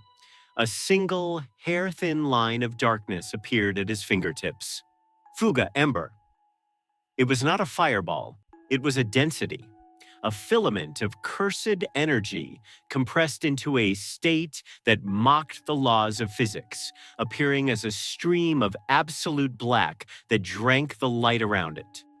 It did not meet the vermilion conflagration in a clash of titans. It pierced through it. The world-ending fire did not part. It was evaporated along the ember's path, not by counter-heat, but by annihilating density that denied the fire's right to exist in its space. The black filament passed through the heart of their combined attack and struck the ground precisely between the two captains. The explosion that followed was silent and colorless. It was not an expansion of heat and force, but an eruption of pure kinetic negation. A sphere of invisible pressure expanded, not shattering the ground, but pushing it away at the atomic level. Fuegoleon and Mereoleona were not burned, they were translated. Their bodies became projectiles hurled through the air, breaking the sound barrier as they tore through the already dissecting ruins of city blocks. They vanished into the distance, trailing not fire, but plumes of shattered stone and the smoke of their own scorched grimoires. Salamander's form was ripped from Fuegoleon, the spirit dissipating into pained, scattered embers. In the heart of the dissolving chaos, Yami Sukahiro and Charlotte Rosalie made their last stand. It was not strategic, it was instinctual, a fusion of darkness and thorns born of mutual, unspoken trust. Yami's black moon aura and Charlotte's crimson briars wove together into a desperate, beautiful tapestry of defiance, a final declaration that their bond, their unique magics, meant something. They fought back to back, a final moving sculpture of resolve. Sukuna appeared between them, not by moving, but by being between them. Yami's instincts, the fastest in the kingdom, reacted. His katana, dark cloak Moonfang, flickered out in a decapitating draw. Sukuna raised his hand and caught the blade of spatial severing darkness between his thumb and forefinger. The technique that could cut dimensions strained, crackled with void energy, and then snapped with a sound like a frozen tree breaking. The physical metal of the katana shattered into dull fragments. Yami's eyes went wide, not with pain, but with the final, absolute death of his paradigm. Simultaneously, with his other hand, Sukuna reached out and, with a tenderness that was more violent than any strike, touched a single, perfect rose bloom on Charlotte's thorn armor. The symbol of her curse transformed into protective love. He did not crush it, he flooded it with reverse cursed technique. The positive energy in his will was not healing, it was corruptive rewriting. The rose withered in an instant, its petals turning black and crumbling. Then, from the dead husk, something bloomed backward. A new flower pushed out, fleshy and pulsating, with thorns that dripped a viscous, mana-draining toxin. It was the inversion of her magic, where her power once drew strength from love to create protection. This alien growth drew strength from her, draining her mana, her life force, her very identity. Charlotte didn't scream, she choked, collapsing as her own magic turned into a parasitic organ feeding on her soul. Asta witnessed it all from where he stood, the last flicker of defiance. He saw his mentors, his rivals, his inspirations, invalidated not with grand explosions but with causal, effortless gestures. The rage that exploded from him was not hot, but cold and absolute. He didn't charge, he erupted. Black Divider! The ultimate anti-magic technique. He became a comet of negation, the demon slayer sword expanding into a colossal, roaring blade of void that screamed through the dissolving air, aimed to divide Sukuna from the neck down through the earth itself. Sukuna did not negate it. He did not dodge. He turned his wrist and caught the leading edge of the continent-cleansing anti-magic blade on the meat of his forearm.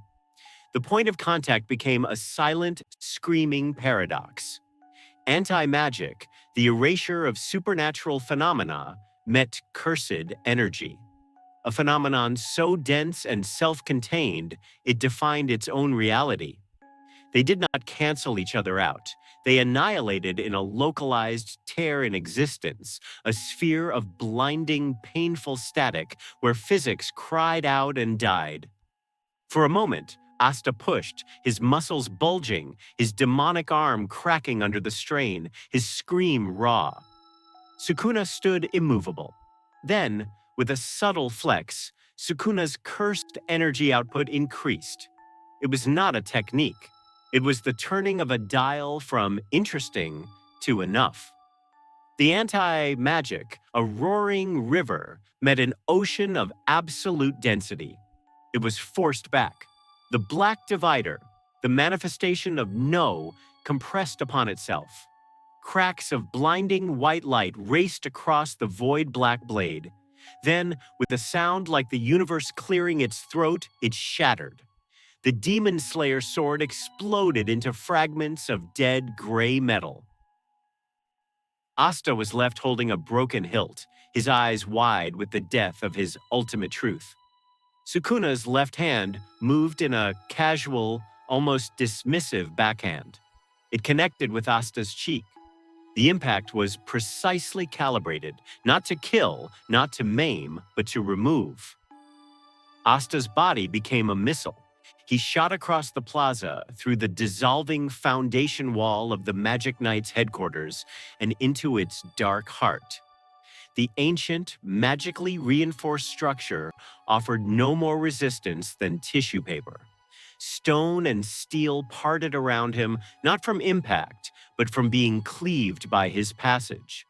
The building groaned and collapsed in upon itself, burying the boy who screamed of never giving up under 1,000 tons of silent rubble. From the edges of reality, the observers finally acted. High-ranking devils from the Spade Kingdom, who had been watching with greedy interest, sensing a potential power vacuum or a new source of contracts, fled. They didn't retreat strategically, they aborted their projections. Gates to the underworld snapped shut. Contracts were severed. The being in the square was not a competitor in their hierarchies of sin. It was a null point. To engage it was not to risk defeat, but to risk having one's very reason for existence. The transactional, purposeful evil that defined a devil, dissected and found logically unsound. They feared not power, but meaninglessness. The Clover Kingdom burned, but the flames were not the passionate, roaring fury of war, nor the cruel, deliberate fires of conquest. They were the cool, indifferent flames of inevitability. They spread with the serene efficiency of a chemical reaction completing itself, consuming the dissected remains of buildings and spells. There was no rage in Sukuna's eyes, no hatred, no triumph. There was only the serene, focused execution of a conclusion that had been mathematically inevitable from the moment he stepped into this ordered universe. He was not destroying a kingdom, he was resolving an incorrect premise. Magic knights who had built their lives on the creed that willpower could bridge any gap, that bonds could amplify strength beyond measure, watched their willpower become a weightless abstraction. Their bonds became sentimental notions. Their noble causes were not trampled by a villain, they were revealed as local folklore in the face of a cosmic truth. They did not fall in glorious last stands. They were invalidated one by one, their magic, the very core of their being, shown to be a temporary contingent condition, not a universal law. As the silent, geometric devastation settled and the colorless fires cast long, stark shadows over the smoldering ruins of the capital, a single chilling truth condensed in the heart and mind of every surviving soul, from the highest noble to the lowest commoner. Sukuna stood at the absolute epicenter of the half-mile circle of perfect dissolution, untouched, his garments unruffled, not a speck of dust on his skin. He surveyed the cataclysm, the ended arguments, the broken axioms, the extinguished hopes. He looked at it not with the pride of a conqueror, but with the mild, fading interest of a scholar who has just finished checking the answer at the back of the textbook and found it matched his calculation. The kingdom realized, with a horror that sank deeper than the fear of death or the pain of loss, a horror that hollowed out the very soul of their understanding, that the true terror of the last hour was not the scale of the destruction. It was the dawning, absolute, ice-cold certainty that Ryomen Sukuna had never, not even for a single second, been trying. His departure was not an event. It was an afterthought. Ryomen Sukuna stood amidst the geometric devastation his mere presence had authored, his four-eyed gaze performing a final, dispassionate inventory of the ruins.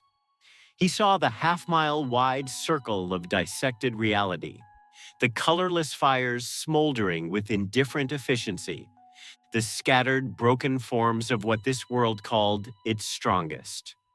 He saw the survivors huddled at the perfect, knife-edge border of the devastation, their faces not etched with the rage of loss, but with the hollow vacancy of cognitive dissolution. He had not conquered a territory. He had performed a live demonstration of a higher axiom, and the audience was broken by the implications. Finding nothing new to glean, no further nuance to this world's failing thesis, he simply lost interest. There was no grand teleportation, no vanishing in a swirl of dark power.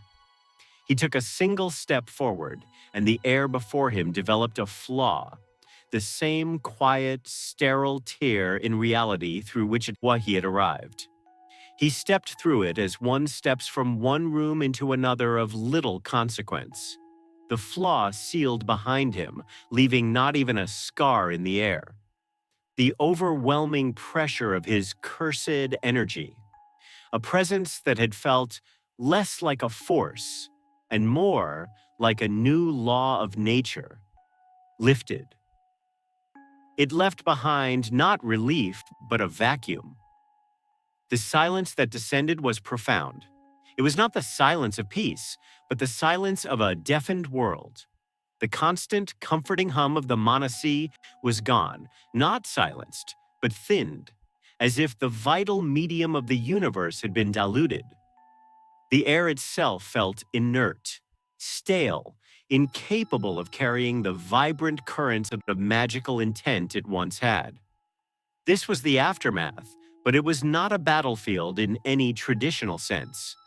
It was a crime scene where the crime was metaphysical. The victims were not just people and buildings, but principles. The rescue operations began with a somber mechanical efficiency. Healing mages from the Silver Eagles and Blue Roses moved through the ruins.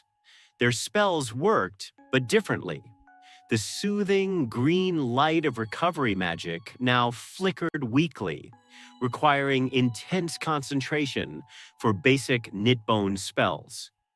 The water used for cleansing wounds felt inert, just H2O, lacking the minor purifying enchantment that was once second nature.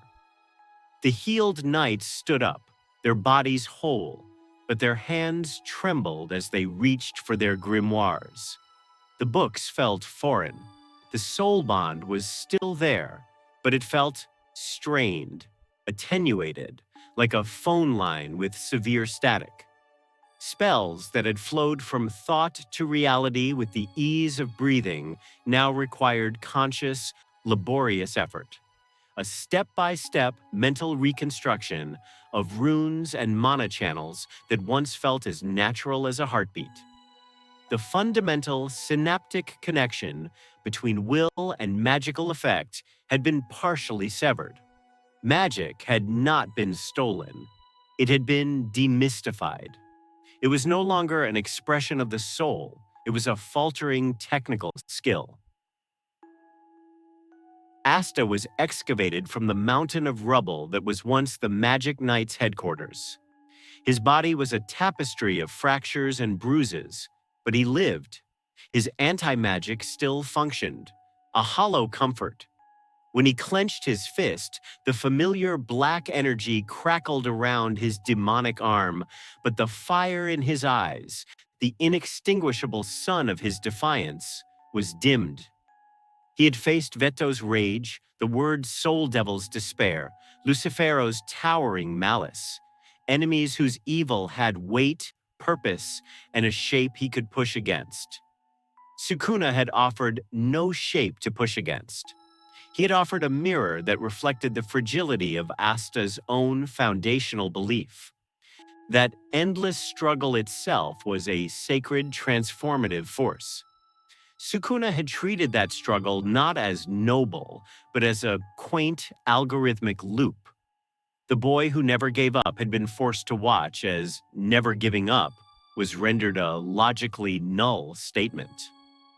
He sat silently amid the debris, not training, not shouting, just staring at his own scarred hands. The captains gathered, not in the fortified war room of the royal capital, but in a makeshift infirmary tent erected on the glass-smooth edge of the annihilated zone.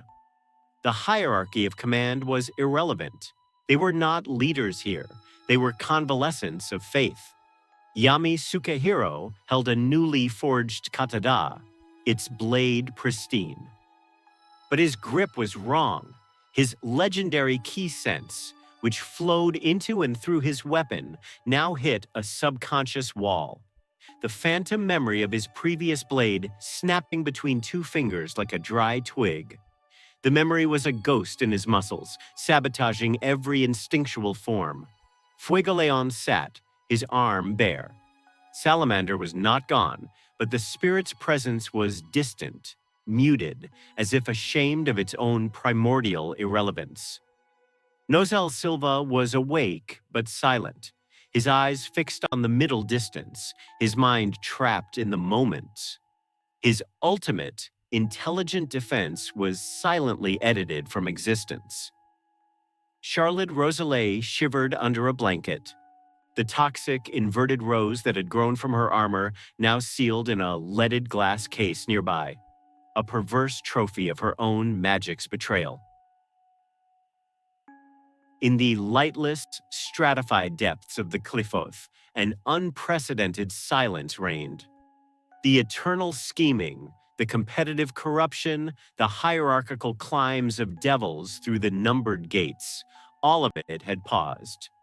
Nama, the high-ranking devil of corrosion, floated in her lair, not plotting her next corruption, but contemplating the sensory echo of Sukuna's presence.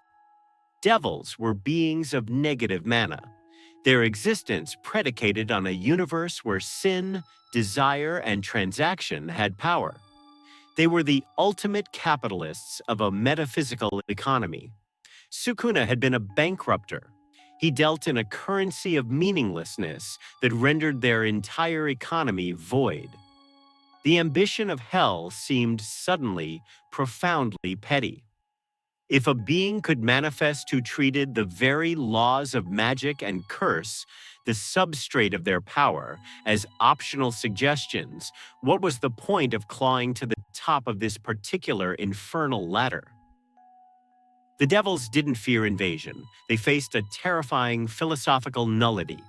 Their silence was the silence of an entire industry, realizing its product was obsolete. The Clover Kingdom did not fall to a conqueror. It was not annexed, ruled, or enslaved. It was broken. The damage was not to its infrastructure, which was repairable, but to its spirit, its foundational mythos. The unshakable, galvanizing belief that had sustained it through the elf resurrection, the Spade Kingdom War, the onslaught of the Tree of Qlifoth, the belief that hard work could bridge any gap, that bonds could amplify strength to infinity, that the right magic wielded with the right heart could overcome any evil, was gone, not challenged, extracted. They had learned in the most visceral way possible that evil, true comprehensible evil with goals and desires, could be faced. It could be fought, outsmarted, and sealed. What Sukuna represented was not evil. It was a void, a walking area of existential null where purpose went to die and meaning evaporated. You could not fight a void. You could only recognize it, and in that recognition, see the fragility of everything built outside of it. Life resumed, but it was a pantomime. The Magic Knights still donned their uniforms and patrolled the repaired but forever scarred streets of the capital. But their steps were heavier, not with duty, but with a burdensome awareness. They still cast spells to light lamps, to mend walls, to heal the sick. But the joy was gone. The artistry, the self-expression, the wonder vanished. Magic was now a fading, technical toolkit in a universe that had revealed its utter indifference to their earnest craftsmanship. A crimson lion knight lighting a street lamp didn't feel a connection to a primal force. He felt like a mechanic performing a failing, routine maintenance task on a broken machine. The common people felt it in their bones. There was a coldness in the air the strongest fire magic couldn't dispel, a brittleness to the world, as if the familiar reality was now a fragile shell over an abyss they had glimpsed. The sun still rose over the clover's crown, but its light felt thin, washed out, insufficient, like a dim bulb in a cavernous room. Children's laughter sounded quieter. The vibrant markets felt like museum dioramas. The story of their time was not one of a kingdom defeated by a stronger foe. It was the story of a kingdom that had, in its collective soul, received incontrovertible proof that the grand, meaningful game it had been playing for centuries, with its rules of effort, its scoring of virtue, its cherished narrative of growth and triumph, was just that, a game. And something from a place where games were not played had wandered onto their field, glanced at their passionate endeavor, and with a quiet, incurious hand had overturned the board without a second thought, scattering the pieces into the dust of irrelevance. Magic requires rules. Curses do not. Balance only exists until something ignores it. Days later, in a quiet, dust-choked corner where the plaza's edge met the beginning of the annihilated zone, a young mage from the Coral Peacocks shuffled on a cleanup detail. His name was Elwyn. His uniform was stained and torn. The single silver leaf on his grimoire's cover seemed tarnished. His eyes, once bright with the certainty of the system, were hollow, holding a distant, traumatized stare. His boots scuffed against something in the gray dust. He bent down, brushed away the powder. It was a magic knight emblem, a four-leaf clover etched in silver within a circle of platinum attached to a broken clasp. It was pristine, untarnished. It had survived the conceptual dissolution unscathed, a perfect, ironic artifact of the order that had been invalidated. He picked it up. It was cold in his palm. He looked from its flawless, gleaming surface to the environment around him, to the cuts, not cracks, not fractures, cuts, smooth, impossibly deep incisions sheared through stone foundations and the remnants of steel beams. They were clean, reflective, and defied all magical analysis. Scrying spells slid off them. Analysis magic returned error or null. They were not wounds inflicted by a power. They were statements left behind by a different kind of logic. They just were. Elwyn stood there for a long time, the emblem growing warm in his trembling hand. He looked at the symbol of everything he had sworn to uphold, to protect, to embody. He looked at the cuts that proved, beyond any doctrine or grimoire, that the world upon which that symbol claimed authority was a contingent, fragile idea. He did not pin it back to his tunic. He did not clutch it to his chest.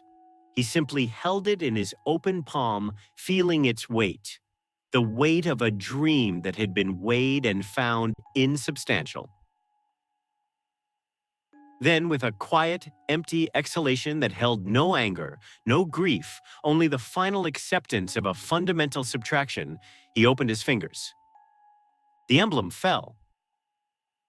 It tumbled through the thin, silent air, catching the weak sunlight for a fleeting moment, a tiny, brilliant flash of meaningless silver, before striking the stone with a small, sharp clatter. The sound was absurdly loud in the vast, haunted silence. It was not a heroic sword clashing. It was not a spell incantation. It was the sound of a small metal object hitting the ground. A tiny, insignificant noise in the crushing quiet of a world that had learned, in its heart of hearts, that it was not special, not protected, not narratively destined for anything. A world that had been simply and utterly invalidated.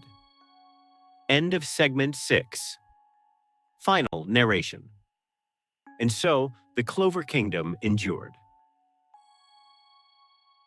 Its people gathered the geometric dust that had been their homes and mixed it with what remained of their will to begin again. Stones were lifted, not with earth magic, but with trembling hands and aching backs. Walls rose, not with the song of construction spells, but with the quiet, methodical clink of trowel on mortar. The physical scars of the plaza were filled in, paved over. From a distance, from the untouched spires of the noble realm, the kingdom looked almost as it once had. It rebuilt. It functioned. The magic knights still stood guard. They polished their armor, which now felt less like a second skin and more like a costume.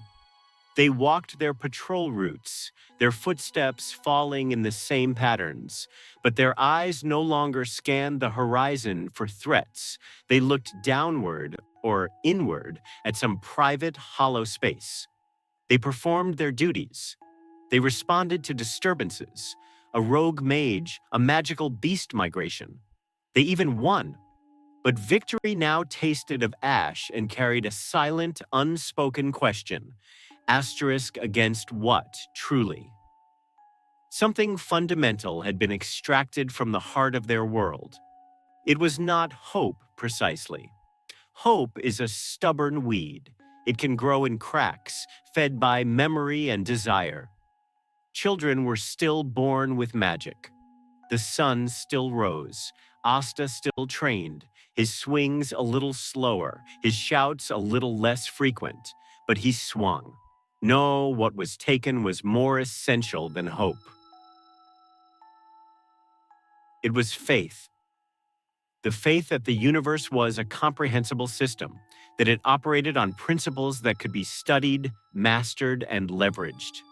The faith that effort was a currency the cosmos accepted, that hard work deposited meaning into an existential bank account, yielding interest in the form of growth, strength, and eventual triumph.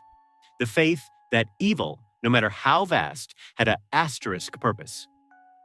Asterisk. That it desired, it hated, it hungered, it sought to rule or destroy. That it was, in its terrible way, a participant in the same grand dialogue of conflict and resolution. An enemy you could understand was, on some level, an enemy you could address. You could thwart its purpose. You could defy its desire. You could offer a counter-narrative of bonds and courage. That faith was gone, scooped out cleanly, leaving a cavity that no amount of reconstruction could fill. They had met a curse that did not want their land, their souls, or their submission. It did not hate them. It did not fear them. It did not respect them. It did not even despise them.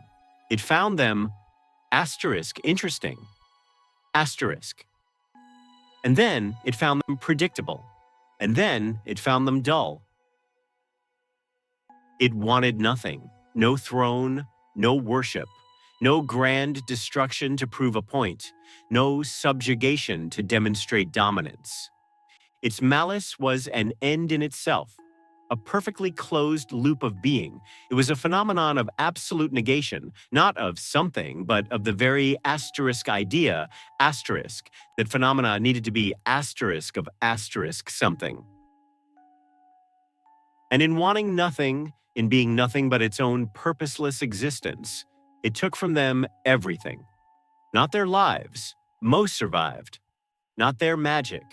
It still flickered in their veins. It took the foundation upon which they had built all meaning, all value, all reason to strive. It proved that the rules were not just breakable, but asterisk optional. Asterisk. That the game was not mandatory. That the universe wasn't a participant in their story. It was a venue, indifferent and empty, and they had been shouting their heartfelt soliloquies into a void that had never agreed to listen. The sky did not darken in mourning. The gods, if they existed, did not weep. There was no cosmic sign, no omen of their downfall. The end of their world, not the physical one, but the conceptual one, was not dramatic. It was quiet, a silence after a question that had no answer. It was cruel, a cruelty born not of hatred, but of absolute uninterested indifference. The cruelty of a child incinerating an anthill with a magnifying glass, not out of malice toward the ants, but out of simple scientific curiosity about the effect of focused light on organic matter. It was empty, a hollowing out of the soul, leaving behind the machinery of living without the spirit that once animated it. And the terrifying truth carried not in history books or captain's lectures, but in the unspoken dread in the heart of every mage, every farmer who used a weakening charm, every child who struggled to make their first faltering spark. From that day forward was this.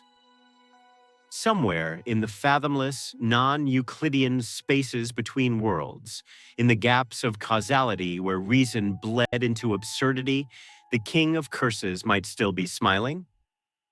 Not a smile of memory, not a grin of retrospective amusement at their specific pain. Not because he remembered the Clover Kingdom, the brave captains, the boy with anti-magic, the taste of their disciplined mana, or the sound of their breaking convictions. He smiled because the nature of his existence was amusement. He smiled because he was, in that moment, perhaps dissecting another ordered reality, toying with another set of earnest believers in another cosmic rulebook. He smiled because the multiverse was an infinite gallery of fragile, self-important dioramas, and he was the sole, unpaying visitor with the privilege of touching the glass. The true horror was not that he remembered them. The true, chilling, absolute horror that seeped into the bedrock of their being and poisoned their future forever was the near certainty that he had already forgotten. They were not a scar on his consciousness. They were a passing glance, a mildly entertaining pattern in the static, already overwritten by the next.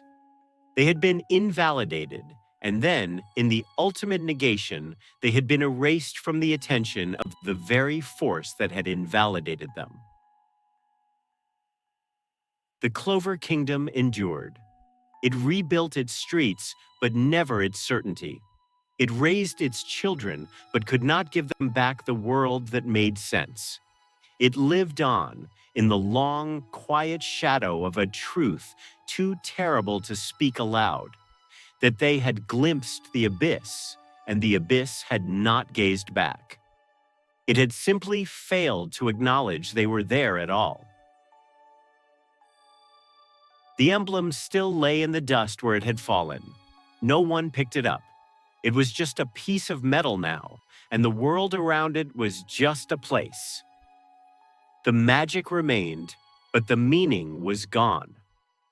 And in that silence, louder than any dragon's roar or devil's curse, echoed the final quiet verdict of a universe that had never promised them a story.